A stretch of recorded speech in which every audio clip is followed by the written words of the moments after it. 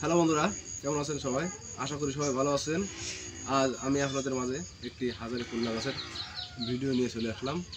দেখুন বন্ধুরা, হাজারি ফুল্লা গাছের কি আশ্চর্য গুণ এবং একটি ফুল্লা গাছ থেকে কীরকম হাজার হাজার ফুল্লা হয়ে থাকে।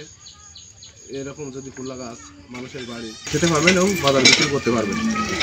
এই গাছের পরিচর্যা করলে সুন্দরভাবে এই গাছটি সারা বছরই ফুল্লা দেয়। এই গাছ কখনো বুড়ো হয় না। দেখুন, আমি ফুল্লা গাছের গোড়ায় কিছুদিন আগে সার দিয়েছি। এই গাছটা থেকে আমরা বহু ফুল্লা কেটে নিয়েছি এবং রান্না করে খেয়েছি, বিক্রি করেছি। এই ফুল্লা গাছটি এখন বয়স হয়ে গিয়েছে, তবু এই ফুল্লা গাছটিতে এখন অনেক ফুল্লা ধরেছে। দেখুন, আপনাদের মাঝে আমি সেই ফুল্লা গাছের একটি শর্টকাট ভিডিও দেখাচ্ছি। দেখুন, এক হাতের মাথায় কতটা ফুল্লা ধরেছে গাছে। একটি ফুল্লা, একটি ফুল্লা দেখা যাচ্ছে, একটি ফুল্লা, একটি ফুল্লা দেখেন, এটা তিনটে ফুল্লা ধরেছে, দেখেছেন? এই দেন, এটা হলো এই দেন চারটি ফুল্লা, এই একটি ফুল্লা, একটি এই মোট চারটি ফুল্লা।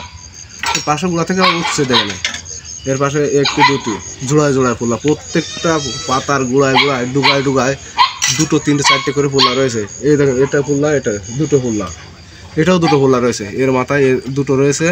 এর মাথা একদম মাথা শেষ অংশ দেখেন আপনারা, একটি দুটি তিনটি চারটি পাঁচটি ছয়টি, সাতটি ফুল্লা। ভাবলে যেন অবাক লাগে বন্ধুরা, কোনো বিশ্বাসযোগ্য নয়, কেউ বিশ্বাস করতে চাবে না।